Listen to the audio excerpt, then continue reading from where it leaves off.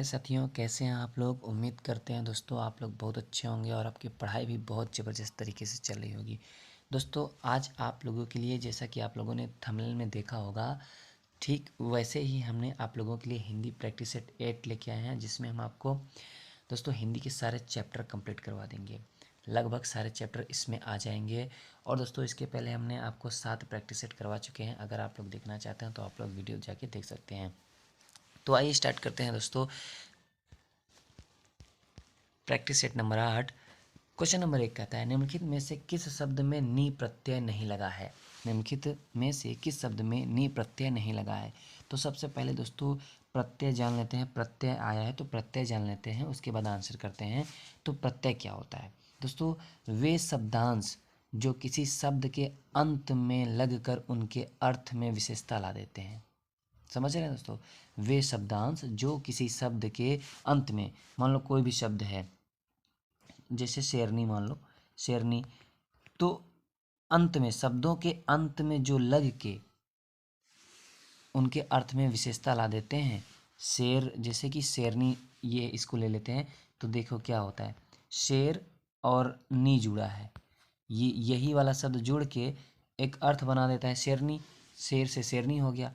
तो क्या हुआ, परिभाषा समझिए। वे शब्दांश जो किसी शब्द के अंत में लग कर उनके अर्थ में विशेषता ला देते हैं, उन्हें हम प्रत्यय कहते हैं। तो वही पूछा है कि इसमें से कौन सा प्रत्यय नी प्रत्यय नहीं लगा है जिसमें। तो शेरनी में शेर से बना है नी, तो इसमें नी प्रत्यय लगा है, तो ये ऑप्शन नहीं होगा। मोरनी, मोर से मोर प्लस नी बना है, इसमें भी नी प्रत्यय है। कुटनी, इसमें भी है, लेकिन नौकरानी में आनी प्रत्यय है दोस्तों, आनी प्रत्यय जुड़ा हुआ है। तो इसमें करेक्ट आंसर होगा आपका नौकरानी, करेक्ट आंसर होगा। ठीक है, अगला क्वेश्चन, अध्यक्ष में कौन सा उपसर्ग है। अध्यक्ष में कौन सा उपसर्ग है। तो सबसे पहले उपसर्ग जान लेते हैं। उपसर्ग क्या होता है दोस्तों? वे शब्दांश जो किसी शब्द के प्रारंभ में लगकर, किसी शब्द के प्रारंभ में लगकर उनके अर्थ में विशेषता ला देते हैं, उन्हें क्या कहते हैं? उपसर्ग कहते हैं। ठीक है, उन्हें उपसर्ग कहते हैं। और प्रत्यय क्या होता है? जो शब्द के अंत में लगकर उनके अर्थ में विशेषता ला देते हैं।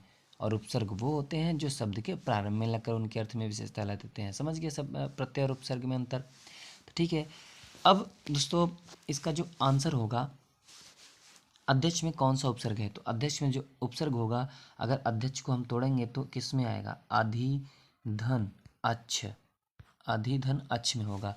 तो इसमें उपसर्ग कौन सा लगा है? अधि। तो करेक्ट आंसर आपका अधि होगा।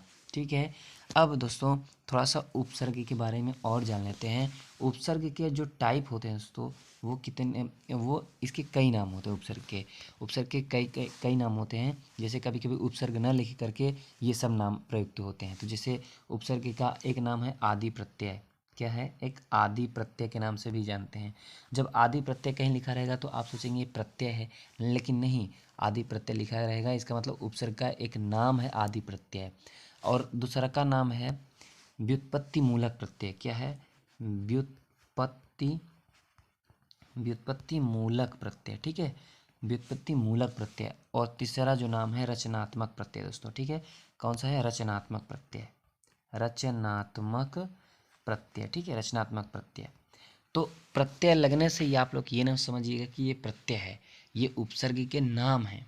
इस नाम से भी उपसर्गों को जाना जाता है। ठीक है, अब उपसर्गों की संख्या जान लेते हैं। उपसर्गों की संख्या जान लेते हैं। जो उपसर्ग होते हैं वो 3, उपसर्गों की संख्या कितनी होती है? 3 होती है। एक होती है संस्कृत के उपसर्ग। संस्कृत के उपसर्ग कितने होते हैं? 22 होते हैं। और हिंदी के जो उपसर्ग होते हैं, हिंदी के हमारे 10 उपसर्ग होते हैं। और उर्दू के भी उपसर्ग होते हैं। उर्दू के हमारे कितने होते हैं? 19। तो समझ रहे हैं आपको? आप समझ रहे हैं? हिंदी जो उपसर्ग होते हैं वो 3 होते हैं। संस्कृत उपसर्ग जो कि 22 होती है संख्या, हिंदी उपसर्ग होते हैं जिनमें जो 10 होते हैं, और उर्दू उपसर्ग भी होते हैं जिनकी संख्या 19 होती है। ठीक है, यहाँ से आपका उपसर्ग समाप्त होता है। अब दोस्तों यहाँ पे हमने अध्यक्ष का जो अभी संधि किया था, क्या किया था? अधि धन अच्छ किया था। तो अब ये समझ लेते हैं अधिधन अच्छ कौन सी संधि है। कौन सी संधि है? ये तो संधि विच्छेद हम कर दिए। अब ये कौन सी संधि है दोस्तों? इसका जब हम तोड़ेंगे तो यहाँ पे ई आएगा और अ आएगा। जब ई दोस्तों ई उ री के बाद कोई भी असमान स्वर आ जाए तो वहाँ पे ई का य हो जाता है, उ का व हो जाता है और री का र हो जाता है, तो वहाँ पे यण संधि होती है दोस्तों। कौन सी संधि? तो यहाँ पे जो होगी, यहाँ पे यण संधि होगी, यण संधि। ठीक है। अब संधि, जब यण संधि जान लिए उसके बाद संधि कितने प्रकार की होती है ये जान लेते हैं। संधि दोस्तों हमारी जो प्रकार की होती है, संधि संधि हमारी 3 प्रकार की होती है। कितनी? 3 प्रकार की होती है। एक होती है स्वर संधि, एक होती है स्वर संधि, एक होती है व्यंजन संधि, एक होती है विसर्ग संधि। ठीक है। स्वर संधि, व्यंजन संधि और विसर्ग संधि। ठीक है। आइए अगला क्वेश्चन देखते हैं। से प्रश्न पूछो, वाक्य में विशेषण है। वाक्य में कौन सा विशेषण है? विशेषण पूछ रहा है कि विशेषण क्या है। विद्यार्थी, प्रश्न, चतुर, पूछो। चतुर विद्यार्थी से प्रश्न पूछो, वाक्य में विशेषण पूछ रहा है। दोस्तों इसमें विशेषण क्या है? विशेषण इसमें होगा, क्या होगा? चतुर। करेक्ट आंसर आपका चतुर होगा। ठीक है। अब आइए देखते हैं विशेषण। यहाँ पे विशेषण शब्द आया है तो विशेषण के बारे में थोड़ा जान लेते हैं। विशेषण क्या होता है दोस्तों? ध्यान से सुनिएगा। विशेषण एक ऐसा विकारी शब्द है जो हर हालत में संज्ञा या सर्वनाम की विशेषता बताता है। जिसकी संज्ञा या सर्वनाम की जो विशेषता बताते हैं वही क्या होते हैं? विशेषण होते हैं। अब देखो, संज्ञा जानते ही हैं आप, किसी व्यक्ति के वस्तु स्थान का नाम जो होता है वही संज्ञा होता है। ठीक है। अब देखिए, विशेषण तो समझ गए परिभाषा। संज्ञा सर्वनाम की जो विशेषता बताते हैं विशेषण होते हैं। ठीक है। इसमें वाक्य को देखिए, चतुर विद्यार्थी से प्रश्न पूछो। इसमें चतुर जो है आपका विशेषण है, विद्यार्थी की विशेषता बता रहा है कि विद्यार्थी कैसा है, तो विद्यार्थी चतुर है दोस्तों। तो इसलिए यहाँ पे विशेषता बता रहा है चतुर, तो यहाँ पे चतुर क्या होगा? विशेषण होगा। विशेषण आप जान चुके, तो विशेष्य भी जान लीजिए। विशेष्य क्या होता है? देखो दोस्तों, विशेष्य वो चीज़ होता है जिस संज्ञा या सर्वनाम शब्द की विशेषता बताई जाए वह विशेष्य होता है। समझ रहे हैं बात को? विशेषण क्या होता था कि एक ऐसा विशेषण वो था जो संज्ञा सर्वनाम की विशेषता बताता था, और विशेष्य वो चीज़ है जो संज्ञा सर्वनाम शब्द की विशेषता बताई जाए। जिस शब्द से संज्ञा सर्वनाम की विशेषता बताई जाए वह विशेष्य होता है। फिर से आप लोग एक बार देख लीजिए, विशेषण क्या होता है? विशेषण जो संज्ञा सर्वनाम की विशेषता बताता है वह होता है विशेषण। और विशेष्य क्या होता है? जिस संज्ञा या सर्वनाम शब्द की विशेषता बताई जाए वह होता है विशेष्य। ठीक है। जैसे एक हम एग्जाम्पल लेते हैं, गीता सुंदर है। गीता सुंदर है, ये एग्जाम्पल लेते हैं। ठीक है। गीता सुंदर है। अब गीता सुंदर में गीता क्या होगा? विशेष्य होगा, और सुंदर क्या होगा? आपका विशेषण होगा। समझ रहे हैं बात को? अब विशेषण के भेद जान लेते हैं। विशेषण आया तो विशेषण के भेद भी जान लेते हैं। विशेषण कितने प्रकार के होते हैं? विशेषण कुल मिला के 4 टाइप होते हैं। कौन कौन से? एक होता है गुणवाचक विशेषण, एक होता है गुणवाचक विशेषण, दूसरा होता है संख्यावाचक विशेषण, और तीसरा होता है परिमाणवाचक। जो तीसरा होता है वो होता है परिमाणवाचक विशेषण, और चौथा होता है संकेतवाचक विशेषण। जो चौथा होता है वो संकेतवाचक या सार्वनामिक विशेषण होते हैं। ठीक है। आइए अगला क्वेश्चन आप देखते हैं। वह आदमी जो कल आपके घर आया था बहुत बड़ा ठग है। उपयुक्त वाक्य में कितने विशेषण हैं? हमने आपको विशेषण समझा दिया। विशेषण वो होते हैं जो संज्ञा सर्वनाम की विशेषता बताते हैं। ठीक है, वही होते हैं विशेषण। इसमें इस वाक्य में कितने विशेषण हैं? तो इस वाक्य में 4 विशेषण हैं। ठीक है। एक तो हो गया आपके, बहुत बड़ा, 2, 3 हो गए, जो, 4 विशेषण हैं दोस्तों इसमें। ठीक है। अगला क्वेश्चन, निम्नलिखित में से सकर्मक क्रिया का वाक्य है। सकर्मक क्रिया बताना है कि सकर्मक क्रिया कौन सी होती है, अकर्मक क्रिया होती है। तो दोस्तों क्वेश्चन का आंसर दे लेते हैं, उसके बाद हम आपको क्रिया के बारे में बताएंगे, सकर्मक क्रिया के बारे में भी बताएंगे और अकर्मक क्रिया के बारे में भी बताएंगे। तो देख लेते हैं सकर्मक क्रिया का उदाहरण कौन सा है इसमें। मंदाकिनी सोती है, बालिका निबंध लिख रही है, पक्षी आकाश में उड़ते हैं, बालक खिलौना प्रकार हंसता है। तो बालिका निबंध लिख रही है, ये आपका करेक्ट आंसर होगा। ये सकर्मक क्रिया है। अब थोड़ा सा हम जान लेते हैं क्रिया क्या होती है दोस्तों। क्रिया के बारे में जानते हैं। क्रिया क्या होती है दोस्तों? क्रिया वो चीज़ होती है, ऐसा शब्द जो किसी कार्य के होने अथवा करने का बोध कराए। कोई भी कार्य हो, कोई भी कार्य हो, किसी भी कार्य को वो होने अथवा करने का बोध कराती है, वही शब्द क्या होती है? क्रिया कराती है। जैसे हम एक एग्जाम्पल लेते हैं, देवेश दूध पी रहा है। देवेश दूध पी रहा है, या हम यही एग्जाम्पल लेते हैं, बालिका निबंध लिख रही, इसी में ले लेते हैं। इसमें लिखना दोस्तों, लिख रही है, यही क्या, इतना लिख रही है, यही क्या है? क्रिया है। ठीक है दोस्तों, यही क्रिया है। ठीक है, तो यही क्रिया होती है। अब समझते हैं सकर्मक क्रिया क्या होती है। दोस्तों, वह क्रिया जो वाक्य में कर्म की अपेक्षा करती है। समझ रहे हैं बात को? कर्म की अपेक्षा करती है, अर्थात समझो, जिनके प्रयोग में कर्म की आवश्यकता होती ही आती है, माने कर्म हो, वहाँ पे सकर्मक क्रिया होती है। और दोस्तों, सकर्मक क्रिया पहचानने का जो सबसे बेहतरीन तरीका है, वो आप क्रिया में क्या और कौन का प्रश्न लगाइए। क्रिया से क्या अथवा कौन का प्रश्न लगाएंगे तो आपको सकर्मक क्रिया मिल जाएगी। आप जैसे क्वेश्चन में आप क्या लगाते हैं, जैसे इसमें यही ऑप्शन देख लीजिए, बालिका निबंध लिख रही, इसमें क्या लगाइए, क्या लिख रही है। क्रिया में क्या लगाएंगे, तो क्या लिख रही है, तो आंसर आएगा निबंध लिख रही है। अगर क्या का प्रश्न करने से आंसर मिल जाता है तो वहाँ आपकी सकर्मक होगी, और आंसर नहीं मिलता है तो बाकी अकर्मक होगी। ठीक है, तो अकर्मक भी जान लेते हैं। अकर्मक क्या होती है? वह क्रिया जो वाक्य में कर्म की अपेक्षा नहीं करती, वह अकर्मक क्रिया होती है। ठीक है, बाकी क्या का प्रश्न करेंगे तो उत्तर मिल जाएगा तो सकर्मक क्रिया, क्या का प्रश्न करेंगे तो मिलेगा तो वो सकर्मक क्रिया, नहीं मिलेगा तो अकर्मक क्रिया। ठीक है, अगला क्वेश्चन, राम लक्ष्मण से पत्र लिखवाता है, इस वाक्य में क्रिया का कौन सा रूप है? निम्नलिखित में से सही उत्तर चुनिए। कौन सा क्रिया है कि राम लक्ष्मण से पत्र लिखवाता है? तो लक्ष्मण से पत्र लिखवाता है राम, तो यहाँ पे कौन सी क्रिया दोस्तों? प्रेरणार्थक क्रिया है। प्रेरणार्थक क्रिया है, समझ रहे हैं? यहाँ पे कौन सी क्रिया है? प्रेरणार्थक क्रिया है।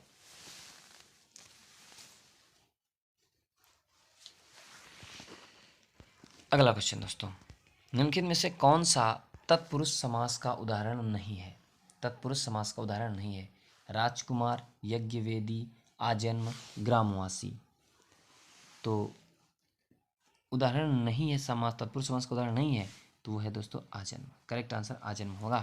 बाकी राजकुमार, राजा का कुमार, यज्ञवेदी, यज्ञ का वेदी, ग्रामवासी, ग्राम के वासी। ठीक है, तो यहाँ पे तत्पुरुष समास है। बाकी आजन्म ऐसा कुछ नहीं, आजन्म एक शब्द है, तो यहाँ पे तत्पुरुष समास नहीं है। ठीक है दोस्तों, तत्पुरुष समास के अंतर्गत ही आते हैं कर्मधारय समास और द्विगु समास। ठीक है, कर्मधारय और द्विगु, तब जाके तत्पुरुष समास के 5 भेद मिलते हैं। तो तत्पुरुष समास हमारे टोटल 7 होते हैं, 7 भेद होते हैं तत्पुरुष के भी। ठीक है, तो तत्पुरुष समास भी आप लोग पढ़ लीजिएगा, और समास से क्वेश्चन आने ही आने हैं, माने जितने हम आपको बता रहे हैं उसमें से हर टॉपिक से क्वेश्चन आएगा ही आएगा। अगला क्वेश्चन, बारहसिंगा शब्द में समास है। बारहसिंगा शब्द में समास है, बताना है। तो दोस्तों, बारहसिंगा शब्द में कौन सा समास है? बहुब्रीहि समास, कर्मधारय समास, द्वंद्व समास, अव्ययीभाव समास। करेक्ट आंसर होगा बहुब्रीहि समास दोस्तों, बहुब्रीहि समास। 12 सिंह जिसके होते हैं वही क्या होता है? बारहसिंगा होता है।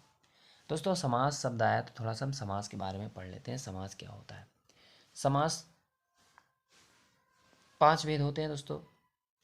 देखिए, अव्ययीभाव समास की बात करते हैं। सबसे पहले अव्ययीभाव समास। अव्ययीभाव समास वह समास, ऐसा समास जिसका पूर्व पद प्रधान होता है, वो अव्ययीभाव समास होता है। जैसे कि एग्जाम्पल दे रहे हैं, प्रतिदिन, प्रति प्लस दिन होता है। यथाशक्ति, यथा प्लस शक्ति। आमरण, आ प्लस मरण। तो जो पहला पद अव्यय हो या फिर पूर्व पद प्रधान हो, माने पहला पद प्रधान हो, वही क्या होता है? अव्ययीभाव समास होता है। अब तत्पुरुष समास के अंतर्गत आते हैं कर्मधारय समास और द्विगु समास। कर्मधारय समास क्या होता है दोस्तों? कर्मधारय समास में क्या होता है? उत्तर पद प्रधान होते हैं, और द्विगु समास में भी उत्तर पद प्रधान होता है। फिर पहचानेंगे कैसे दोस्तों? द्विगु समास में पहला पद संख्यावाचक होता है, ये भी ध्यान देना है। जो द्विगु समास होता है उसमें पहला पद संख्यावाची होता है और उत्तर पद तो प्रधान होते ही होते हैं। और जिसका पहला पद संख्यावाची न हो और उत्तर पद प्रधान हो वहाँ कर्मधारय समास हो जाएगा। द्वंद्व समास वहाँ होता है दोस्तों जहाँ पे दोनों पद प्रधान होते हैं, और बहुब्रीहि समास वहाँ होता है जहाँ पे कोई पद प्रधान नहीं होता, कोई अन्य पद प्रधान हो जाता है। ठीक है, वहाँ पे बहुब्रीहि समास होता है। ठीक है, अगला क्वेश्चन समझते हैं। कर्मधारय समास का उदाहरण। कर्मधारय समास का उदाहरण अभी मैंने आपको बताया, गगनचुमी, पाठशाला, श्वेतपत्र, नीलकंठ। तो नीलकंठ नीला है कंठ, जिसके अर्थात बहुब्रीहि समास में आ जाएगा। ठीक है, और कर्मधारय समास श्वेतपत्र, सफेद पत्र, श्वेत श्वेत का पत्र, तो यहाँ पे श्वेत पत्र क्या हो जाएगा, श्वेत का पत्र तत्पुरुष समास में चला जाएगा। तो गगन चुम्मी, गगन को चूमने वाला, गगन को चूमने वाला अर्थात गगन चुंबी, कर्मधारय समास का उदाहरण कौन सा है? तो करेक्ट आंसर होगा दोस्तों आपका गगन चुंबी। करेक्ट आंसर होगा गगन चुंबी। ठीक है, दैवज्ञ का अर्थ है, दैवज्ञ का अर्थ बताना है। देवता, ज्योतिषी, किन्नर, गंधर्व। दैवज्ञ का जो अर्थ होगा दोस्तों ज्योतिषी होगा। करेक्ट आंसर ज्योतिषी। अगला क्वेश्चन, इनमें से कौन सा शब्द अंबर का अनेकार्थी है? अंबर का अनेकार्थी शब्द पूछा है, तो अंबर का अनेकार्थी शब्द होगा, बताइए। गगन होगा, पृथ्वी होगा, चंद्रमा होगा, वायु होगा। तो करेक्ट आंसर होगा अंबर शब्द का अनेकार्थी पृथ्वी होगा दोस्तों। क्या होगा? पृथ्वी। ठीक है दोस्तों, अनेकार्थी शब्द क्या होते हैं? अनेकार्थी शब्द ऐसे शब्द होते हैं जिनके अनेक अर्थ होते हैं। अनेकार्थी शब्द किन्हें कहते हैं? समझिएगा, ऐसे शब्द जिनके अनेक अर्थ होते हैं उन्हें अनेकार्थी शब्द कहते हैं। तो अंबर पृथ्वी हो गया। अगला क्वेश्चन, अस्थावर का विलोम शब्द होता है। अस्थावर का विलोम, विलोम का मतलब समझिए उल्टा होता है। अस्थावर का जो विलोम होता है वो होता है जंगम। ठीक है, करेक्ट आंसर जंगम। अगला क्वेश्चन, मूक का विलोम क्या है? मूक का विलोम अल्पभाषी, वाचाल, मृदभाषी, कटुभाषी। तो करेक्ट आंसर होगा दोस्तों वाचाल। क्या होगा? वाचाल। ठीक है, अगला क्वेश्चन, मृगेंद्र का पर्यायवाची शब्द है। मृगेंद्र का पर्यायवाची शब्द बताना है। शार्दुल होगा, अहि होगा, हिरण होगा, कुरंग होगा। दोस्तों मृग पर्यायवाची शब्द किन्हें कहते हैं ये भी जान लीजिए। पर्यायवाची शब्द प्राय समान अर्थ रखने वाले शब्दों को ही पर्यायवाची शब्द कहा जाता है। तो मृगेंद्र का पर्यायवाची शब्द क्या होगा? शार्दुल होगा। क्या होगा? शार्दुल। और मृगेंद्र के और भी पर्यायवाची होते हैं, जैसे कि केहरी हो गया, सिंह हो गया, केसरी हो गया, हरि हो गया, केशी हो गया। ये सब क्या है? मृगेंद्र के पर्यायवाची हो गया। आई दोस्तों सांप का पर्यायवाची होता है। आई जो है सांप का पर्यायवाची होता है। बाकी हिरण और कुरंग ये सब क्या है? हिरण के ही होते हैं, मृग के, मृग के पर्यायवाची होते हैं। मृग, कुरंग, सारंग, कृष्ण सागर, ये सब क्या है? हिरण के पर्यायवाची हैं। ठीक है, अगला क्वेश्चन, निम्नलिखित में से खर का पर्याय शब्द नहीं है। खर का पर्याय शब्द नहीं है। दुष्ट, गधा, तिनका, तेज। बताइए, खर का पर्यायवाची शब्द नहीं है पूछा है। तो खर का पर्यायवाची शब्द दोस्तों तेज नहीं है। करेक्ट आंसर तेज होगा। बाकी दुष्ट, गधा, तिनका ये सब खर के पर्यायवाची शब्द हैं, तेज नहीं है। चांद पर थूकना मुहावरे का आशय क्या है? चांद पर थूकना मुहावरे का आशय जो होता है दोस्तों क्या होता है? असंभव काम करना, निरर्थक काम करना, सौंदर्य का अनादर करना, सम्मानी का अनादर करना। क्या होगा? चांद पर थूकना का मतलब होता है सम्माननीय का अनादर करना। क्या होता है? सम्माननीय का अनादर करना। अगला क्वेश्चन, नियम विरुद्ध कार्य करना। नियम विरुद्ध कार्य करना अर्थ के अनुकूल सही मुहावरा है। सूरज को दिया दिखाना, उल्टी गंगा बहाना, दाई से पेट छुपाना, 9 2 11 हो जाना। दोस्तों नियम के विरुद्ध कार्य करना, नियम विरुद्ध कार्य करना माने उल्टी गंगा बहाना। करेक्ट आंसर होगा आपका। शुद्ध वर्तनी वाला शब्द बताना है। शुद्ध वर्तनी का शब्द, वर्तनी होता है दोस्तों जो शुद्धिकरण बताता है, तो हमें शुद्ध वर्तनी का शब्द बताना है। कौन है? मानवीकरण। मानवीकरण लिखा कैसे जाता है आपको बताना है। पहला ऑप्शन, या ऐसे, या ऐसे, या ऐसे। कौन सा ऑप्शन से होगा बताइए। मानवीकरण कैसे लिखा जाएगा? तो करेक्ट आंसर होगा मानवीकरण, ऐसे लिखा जाएगा, मानवीकरण। ठीक है। अगला क्वेश्चन, शब्द चुनिए, 2 बार लिखा गया, शब्द चुनना है। कौन सा वर्तनी की दृष्टि से शुद्ध है? वर्तनी की दृष्टि से शुद्ध है बताना है। रामायण, रामायण, रामायण या रामायण, क्या है? तो करेक्ट आंसर होगा दोस्तों रामायण। ठीक है, रामायण आपका करेक्ट आंसर होगा। अगला क्वेश्चन, अज्ञ का अर्थ क्या होगा? अज्ञ का अर्थ बताना है। अज्ञ का अर्थ क्या होगा? जो कुछ भी नहीं जानता हो, जो सब कुछ जानता हो, जो बहुत थोड़ा जानता हो, जो जानता भी हो और नहीं भी जानता हो। तो अज्ञ का जो करेक्ट आंसर होगा तो जो कुछ भी नहीं जानता हो, वही अज्ञ का अर्थ होता है। जो कुछ भी नहीं जानता वो होता है अज्ञ। कुछ खास शर्तों पर किसी कार्य को करने का समझौता के लिए एक शब्द है। कुछ खास शर्तों पर किसी कार्य को करने का समझौता के लिए एक शब्द है, क्या है? कर्मठता, बेलदारी, ठेकेदारी या संविदा, क्या होता है? दोस्तों जो कुछ खास शर्तों पर किसी कार्य को करने का समझौता के लिए एक शब्द है वो है संविदा। करेक्ट आंसर आपका डी होगा। नवल सुंदर श्याम शरीर की सजल नीरद सी कल क्रांति थी में कौन सा अलंकार है? उपमा, रूपक, श्लेष, उत्प्रेक्षा। तो दोस्तों यहाँ पे करेक्ट आंसर होगा उपमा अलंकार। दोस्तों उपमा अलंकार की पहचान कैसे होती है आप लोग देख लीजिए, कैसे होती है उपमा अलंकार की पहचान। जहाँ पे आपको सा मिल जाए, सी मिल जाए, सा मिल जाए, सी मिल जाए, तुल्य मिल जाए, तुल्य मिल जाए, सम मिल जाए, ठीक है, जैसा मिल जाए, ये सरिस मिल जाए, के समान मिल जाए, ये सब शब्द अगर आपको मिलते हैं तो वहाँ पे उपमा अलंकार होगा। ठीक है। और उत्प्रेक्षा अलंकार दोस्तों, उत्प्रेक्षा अलंकार, उत्प्रेक्षा अलंकार, उत्प्रेक्षा अलंकार पहचानने का तरीका है, कहीं आपको मनु मिल जाए, मानो मिल जाए, मनहु मिल जाए, जनहु मिल जाए, जनु मिल जाए, जानो मिल जाए, जनहु, ये सब मिल जाते हैं तो आपको उत्प्रेक्षा अलंकार वहाँ पे होगा। और श्लेष अलंकार दोस्तों वहाँ होता है जहाँ पे एक ही शब्द होते हैं परंतु अर्थ उनके अनेक अर्थ होते हैं।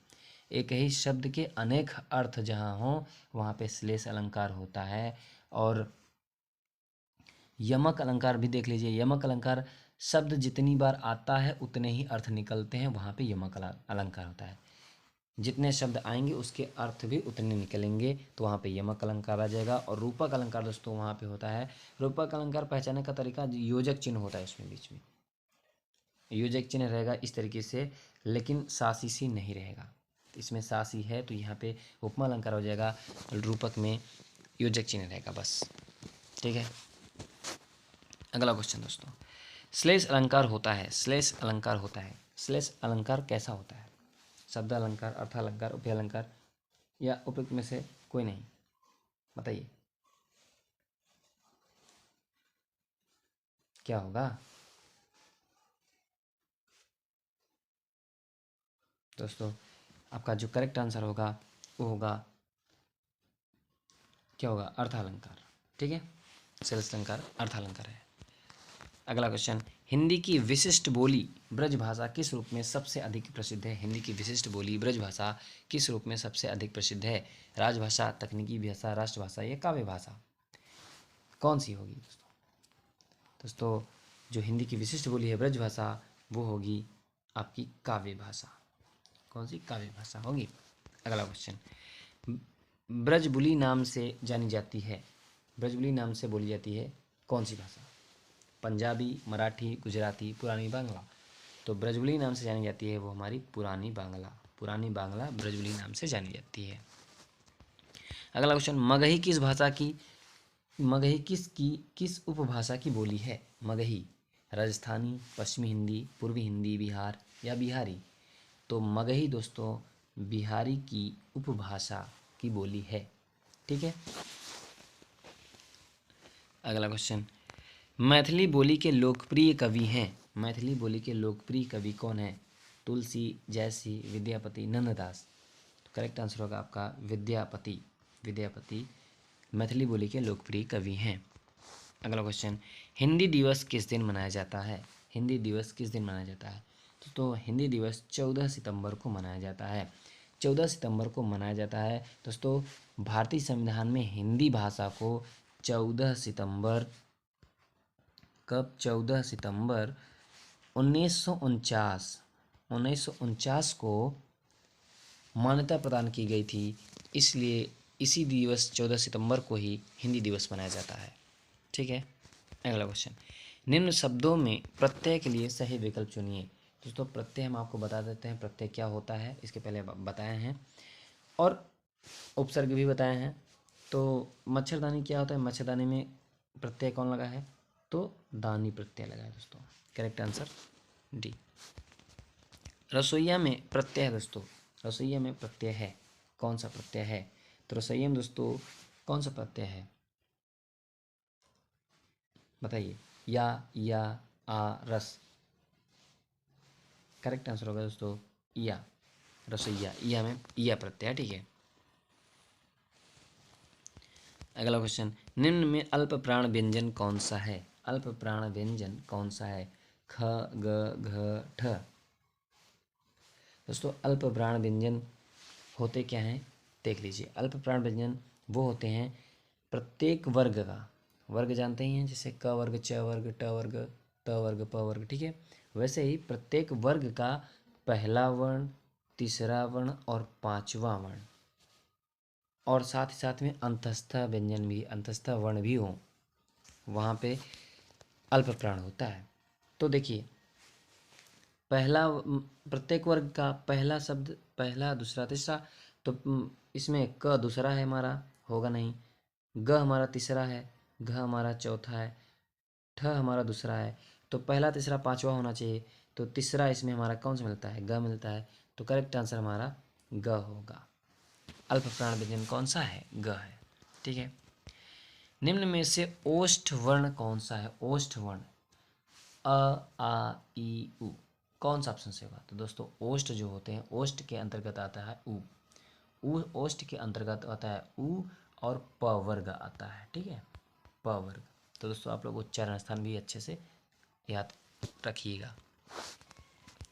मृदुला पुस्तक पढ़ रही है, मृदुला पुस्तक पढ़ रही है, वाक्य में आपको बताना है साधारण वाक्य है, मिश्रित वाक्य है या फिर संयुक्त वाक्य है या इनमें से कोई नहीं।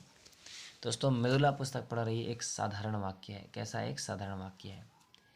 दोस्तों आपके एग्जाम में साधारण वाक्य, मिश्रित वाक्य और संयुक्त वाक्य से क्वेश्चन आते हैं। तो साधारण वाक्य तो आप जानेंगे कैसे होता है साधारण वाक्य, जैसे मृदुला पुस्तक पढ़ रही है साधारण वाक्य है।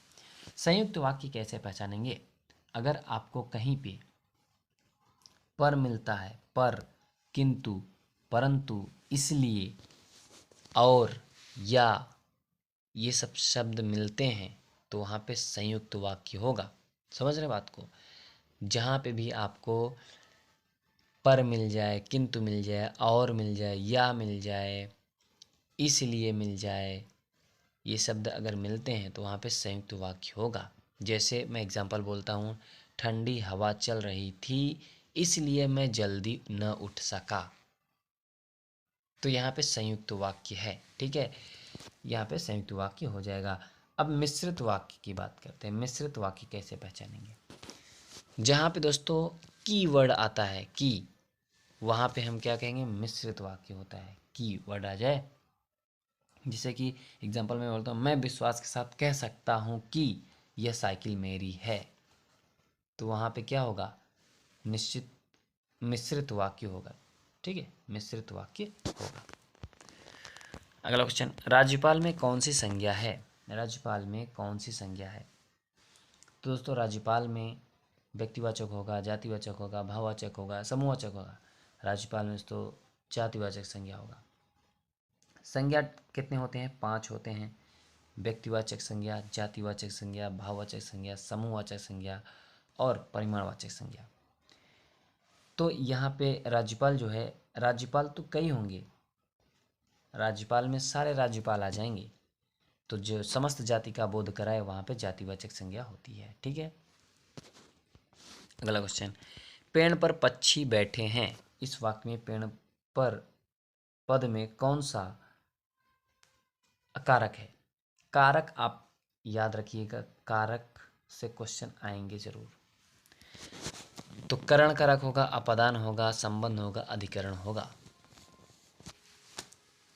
तो करेक्ट आंसर होगा पेड़ पर पक्षी बैठे हैं, अधिकरण कारक होगा। दोस्तों कारक थोड़ा सा आपको बता देते हैं। कारक, जो कर्ता कारक की पहचान होती है वो ने से होती है, ठीक है। और कर्म की जो पहचान होती है, कर्म की, वो को से होती है। किससे? को से होती है। और जो करण की पहचान होती है, करण, करण की जो पहचान होती है वो से हो गया या द्वारा, से द्वारा, ठीक है। से द्वारा, से द्वारा से पहचान होती है, या से जुड़ा, से लगा रहेगा, या द्वारा से, ठीक है। उसके बाद संप्रदान, संप्रदान की पहचान जो होती है, को होता है के लिए, हेतु, निर्मित, वास्ते, ये सब चीज़ें होती हैं संप्रदान के लिए। और अपादान में, अपादान में से होता है जो अलगाव को संबोधित करता है। से शब्द होता है जो अलगाव को संबोधित करता है। संबंध में का, के, की, रा, रे, री, ये सब आते हैं। अधिकरण में आता है में, पर, पे, भीतर, ऊपर, ये सब आते हैं, तो वहाँ पे अधिकरण होगा, ठीक है। तो यहाँ पे पर लिखा था तो अधिकरण आ गया था, ठीक है। अगला क्वेश्चन, ऋषि का स्त्रीलिंग है, ऋषि का स्त्रीलिंग बताना है। ऋषिणी, ऋषि पत्नी, या ऋषिका, या ऋषि। तो ऋषि का स्त्रीलिंग बताना है। ऋषि का जो स्त्रीलिंग होगा वो होगा ऋषिका। क्या होगा? ऋषिका। अगला क्वेश्चन, जो करेगा सो भरेगा, रेखांकित शब्द क्या है? क्रिया विशेषण है, संकेतवाचक सर्वनाम है, संबंधवाचक सर्वनाम है, या गुणवाचक सर्वनाम है? तो दोस्तों यहाँ पे जो करेगा सो भरेगा, जो सो जो है ना, ये जो सो है एक संबंधवाचक सर्वनाम है। करेक्ट आंसर संबंधवाचक सर्वनाम। सर्वनाम के बारे में जान लेते हैं। सर्वनाम कितने होते हैं दोस्तों? सर्वनाम हमारे टोटल 6 होते हैं। सर्वनाम के जो भेद होते हैं वो 6 भेद होते हैं, ठीक है।